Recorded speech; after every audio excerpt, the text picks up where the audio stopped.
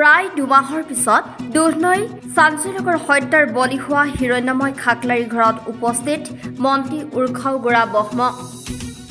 দুৰ্ভগীয়া মাতৃ বাসন্তী খাকলাৰী আৰু পৰিয়ালবৰ্গক সাক্ষাৎ কৰি ঘটনাৰ সবিশেষ বুজ লয়।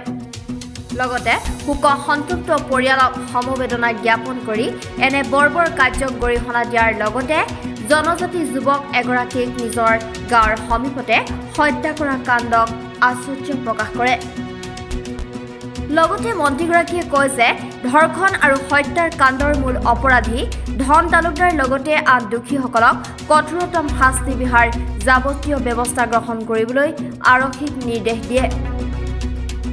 আনহাতে মূল অভিযুক্ত ধন তালুকদাৰৰ নেতৃত্বত অঞ্চলটোত চলি থকা দুষ্কাৰ্যসমূহ পুলিয়ে পোখাই নিঃশেষ কৰিবলৈ চৰকাৰে বিশেষ ব্যৱস্থা গ্ৰহণ কৰিব বুলি মন্ত্ৰীগৰাকীয়ে আশ্বাস প্ৰদান কৰে। এই বিষয়টো অতি শীঘ্ৰেই ৰাজ্যৰ মুখ্যমন্ত্ৰী ডক্টৰ হিমন্ত বিশ্ব শৰ্মাৰ সৈতে আলোচনা কৰি নিহত আৰু ধৰ্ষিতা দুয়োগৰাকী পৰিয়ালক ক্ষতিপূৰণ দিয়াৰ ব্যৱস্থা কৰিব বুলিও আশ্বাস প্ৰদান কৰে মন্ত্ৰীগৰাকীয়ে। যোৱা মে মাহত যিটো ঘটনা সংঘটিত হ'ল 5 তাৰিখত, সেইটো খুব দুখ লগা আৰু এজন মানুহৰ জীৱন গ'ল। আৰু তাৰ লগতে সংগতি ৰাখি কেইটামান ঘটনা আছে 3 মে আৰু তাৰ আগত ডিচেম্বৰ মাহত হত্যাকাণ্ডলৈকে আহিল। আৰু যিবিলাক অভিযুক্ত হয় তেওঁলোকক আজি কৰায়ত্ব কৰা হৈছে। আজি মই অসম চৰকাৰৰ হৈ পেলাই আজি ঘৰত খবৰ ল'ব আহিছোঁ।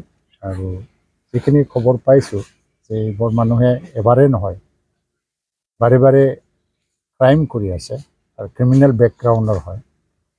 আৰু যিটো গাঁৱৰ কথা কৈ আছে, বিশেষ এটা সম্প্ৰদায় ইয়াত বাস কৰে আৰু তেওঁলোকে এবাৰ নহয় বহুতবাৰ এনেকৈ ক্ৰাইম কৰি আছে। সেইকাৰণে পুলিচ প্ৰশাসনৰ তৰফৰ পৰা ষ্ট্ৰিক্ট এটা ভিজিলেন্সত থাকি পেলাই একশ্যনত নামিব লাগে। সেইটো মই আজি আলোচনা কৰিছোঁ আৰু অলপ পিছতে মই ষ্টেট লেভেলতো যাওঁ।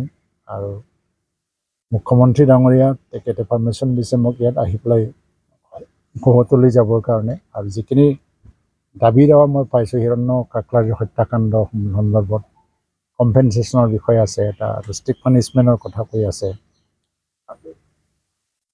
কম বয়সীয়া ছোৱালীসকলক ধৰ্ষণ কৰা যিটো ঘটনা, এইটো ফক্সো আইনৰ অধীনত ৰেজিষ্টাৰ্ড হৈ গ'ল। ফক্সো আপোনালোকে জানে কিমান ষ্ট্ৰং, আৰু তেওঁলোকে ৰেহাই নাপায় ফক্সো আইনৰ অধীনত। আমাৰ যিটো দুধনৈ থানাৰ অচি তেখেতে যি ধৰণৰ ধাৰাবিলাক বহুৱাই দিব, ফক্সো আইনত ৰেজিষ্টাৰ হৈছে আৰু তাৰপিছত আইনী প্ৰক্ৰিয়া এটা আছে, তথাপিও তেওঁলোকে ৰেহাই নাপায়। তো এই ক্ৰিমিনেল যিজন মানুহ হিৰণ্য খাকলাৰীক হত্যা কৰিলে, এই মানুহ যাতে কোনো কাৰণতে ৰেহাই নাপায়, তাক কঠোৰৰ পৰা কঠোৰতম যিটো শাস্তি সেইটো প্ৰদান কৰিবৰ কাৰণে ৰাজ্য চৰকাৰে ব্যৱস্থা ল'ব।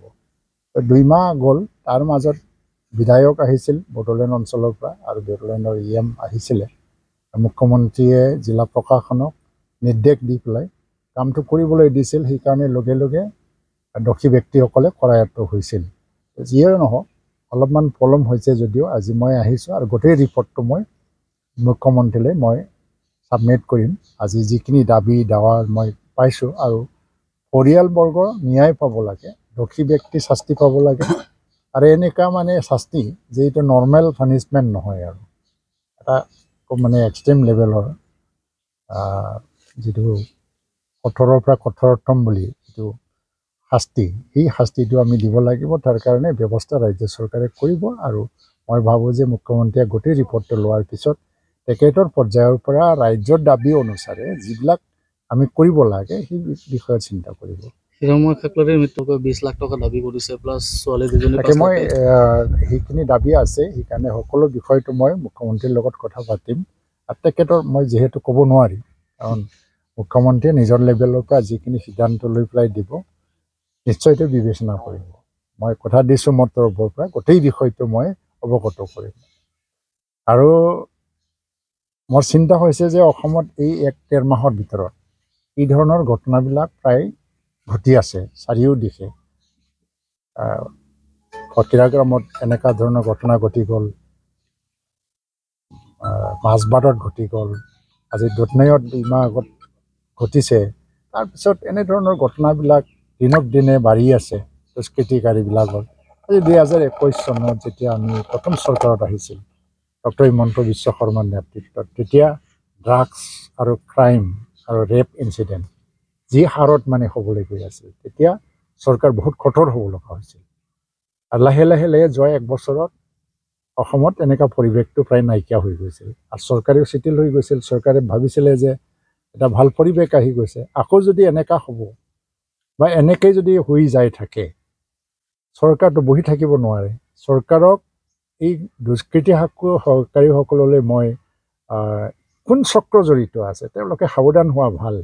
আৰু চৰকাৰক এনেকুৱা পৰ্যায়লৈকে ঠেলি দিয়াটো ঠিক নহয়, য'ত মানে গভমেণ্টে এই দুষ্কৃতিকাৰীসকলৰ বিৰুদ্ধে এটা স্পেচিয়েল অপাৰেশ্যনত যাতে নামিব লগা নহয়, বা নামিব লগা যদি হয় তেতিয়া পৰিণাম দুষ্কৃতিকাৰীসকলৰ যি চক্ৰই জড়িত নহওক, এই পৰিণামটো খুব মানে চিৰিয়াছ হৈ যাব।